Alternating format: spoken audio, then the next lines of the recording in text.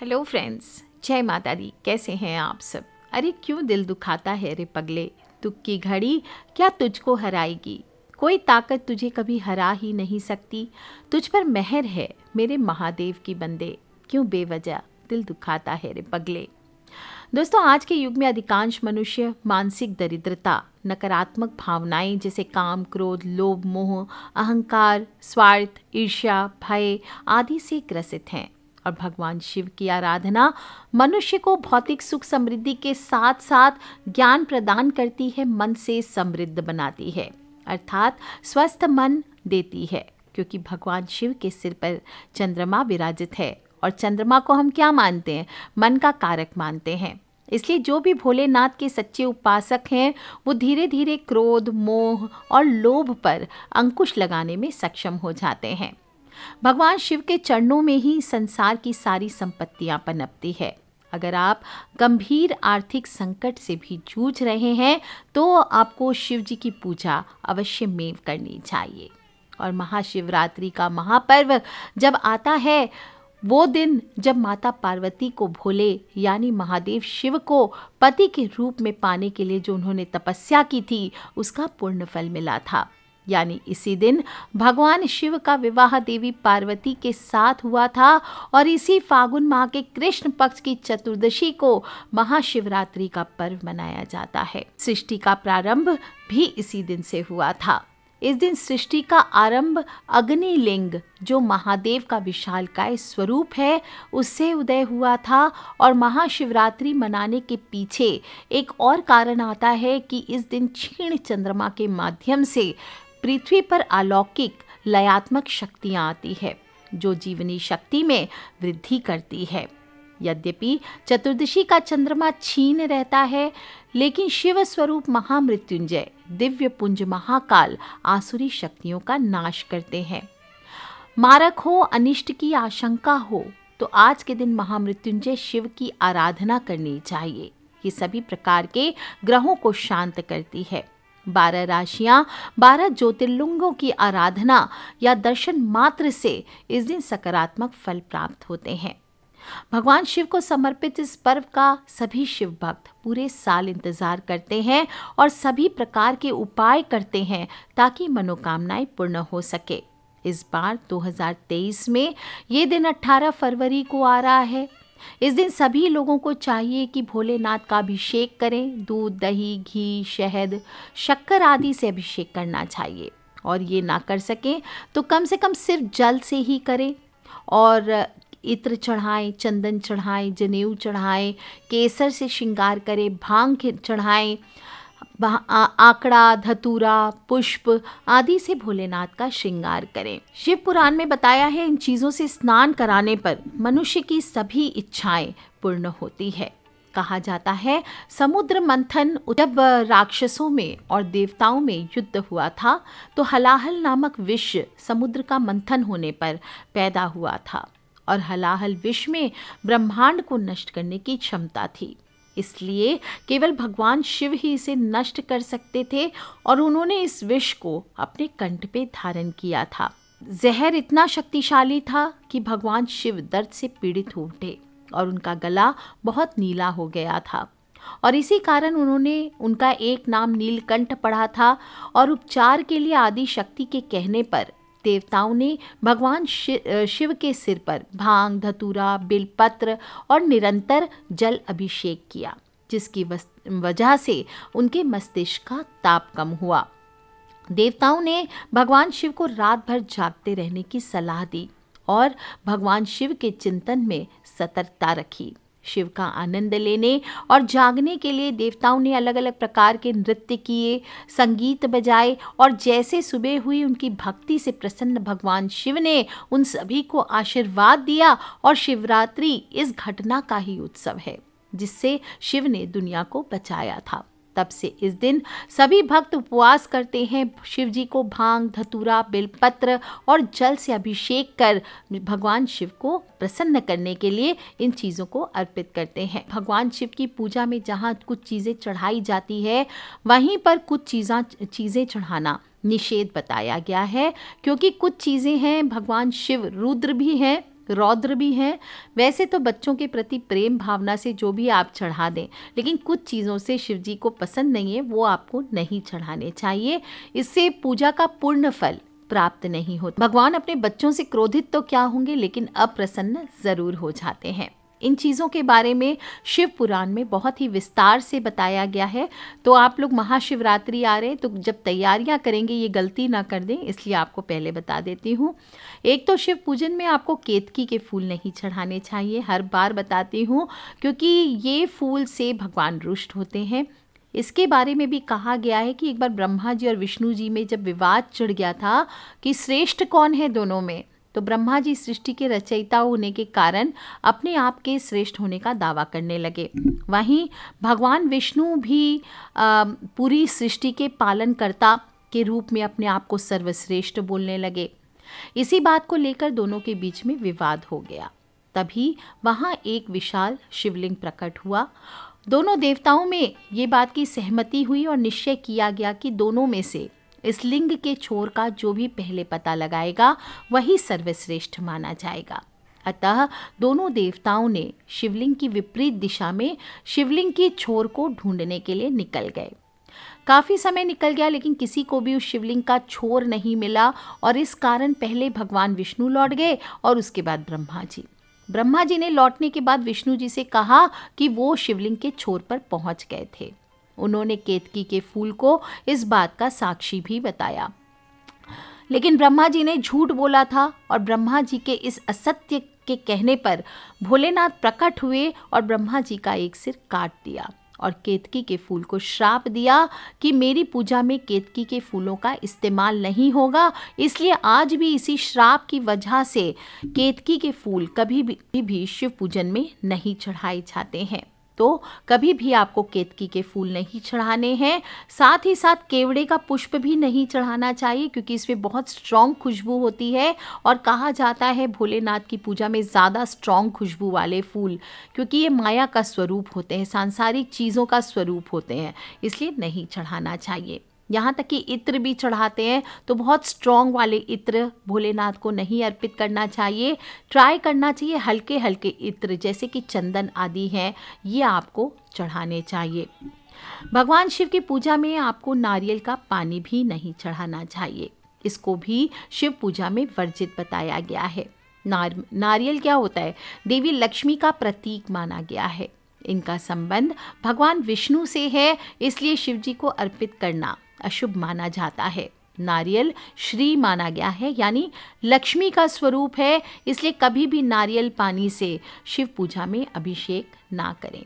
भगवान शिव की पूजा में तुलसी के पत्तों को भी चढ़ाना निषेध है। सभी लोग जानते हैं जालंधर असुर की कथा, भगवान के हाथों से मारा गया था और जालंधर को वरदान था कि उसे अपनी पत्नी की पवित्रता की वजह से कोई भी पराजित नहीं कर सकता।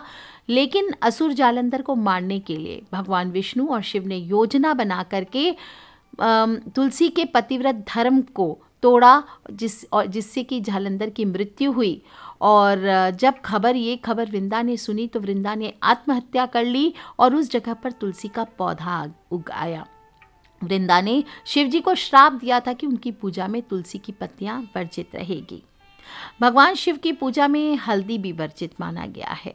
हर मांगलिक कार्य हो, धार्मिक कार्य हो, इसमें हल्दी शुभ मानते हैं, लेकिन शिव जी की पूजा में हल्दी नहीं चढ़ाई जाती। हल्दी को सुंदरता का प्रतीक माना गया है, जबकि शिवलिंग पुरुषत्व का प्रतीक है, इसलिए हल्दी शिवलिंग की पूजा में नहीं चढ़ाई जाती। हल्दी है स्त्रियोचित वस्तु।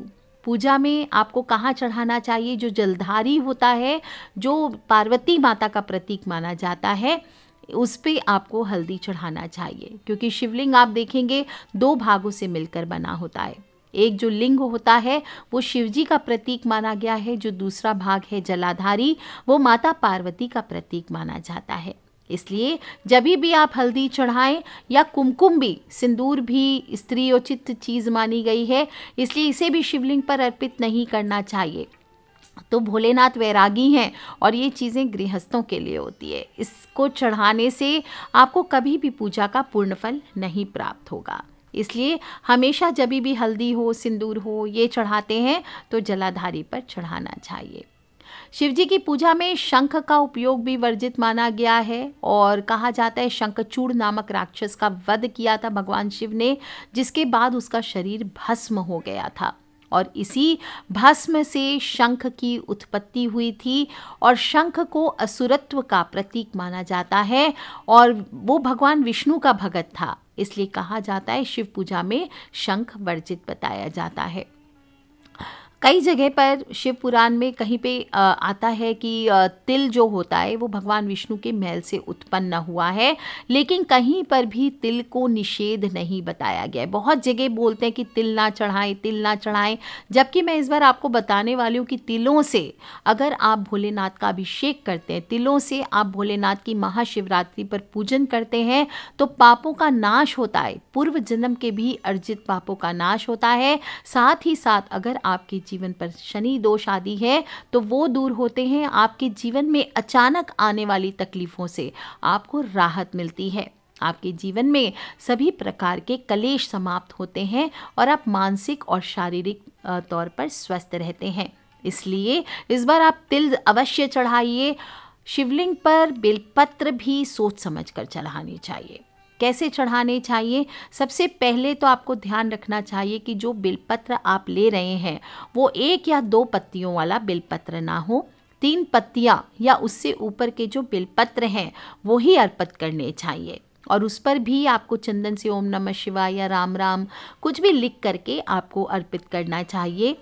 और आप ध्यान रखें कि पत्ते कहीं से भी कटे फटे ना हो, फटे हुए खराब अगर बेलपत्र हो तो वो आपको अर्पित नहीं करने चाहिए। बेलपत्र अगर आपके पास अवेलेबल ना हो तो उसी बेलपत्र को आप धोकर बार बार अर्पित कर सकते हैं।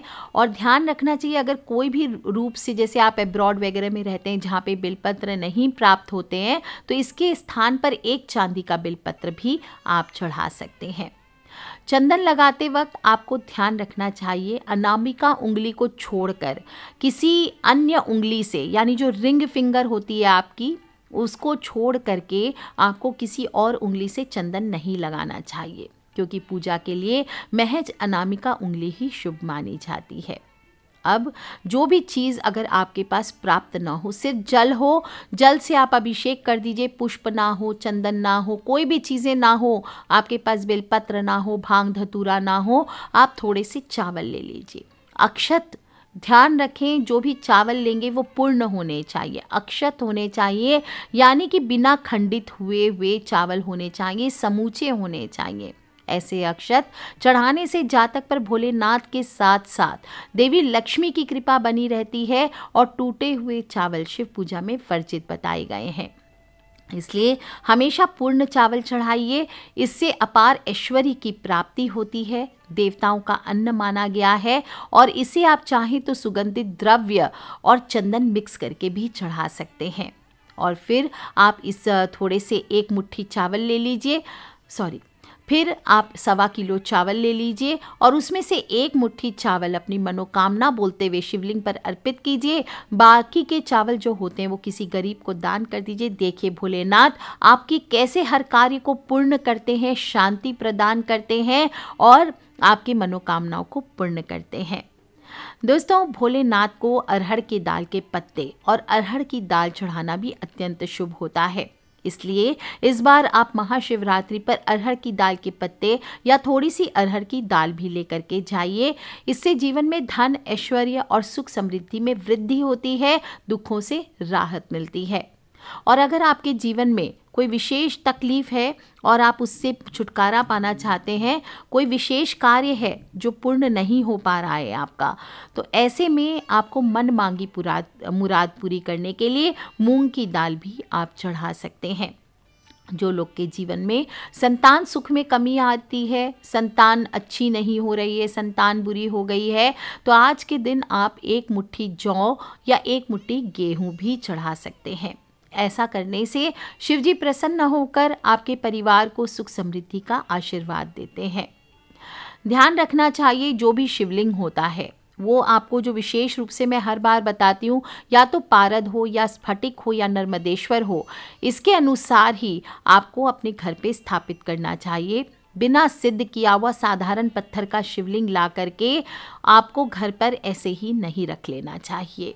और शिवलिंग जो ओरिजिनल होता है वो अगर बीच में से कभी ब्रेक हो जाए, क्रैक्स आ जाएं, तो वो खंडित नहीं माने जाते, इस बात का ध्यान रखिए।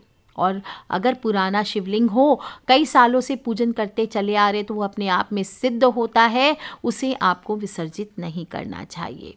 और ध्यान रखना चाहिए, शिवलिंग पर जो चढ़ा हुआ प्रसाद होता है वो चंडेश्वर का भाग होता है। चंडेश्वर का अंश यानी प्रसाद ग्रहण करना भूत प्रेतों का अंश ग्रहण करने जैसा होता है, इसलिए ये ध्यान रखना चाहिए, न बच्चों को खिलाना चाहिए, न स्वयं खाना चाहिए। वो प्रसाद को आप गौ माता को दे दीजिए, कहीं विसर्जित कर दीजिए, वो ठीक है। इसके अलावा आपको प्रसाद नहीं करना चाहिए।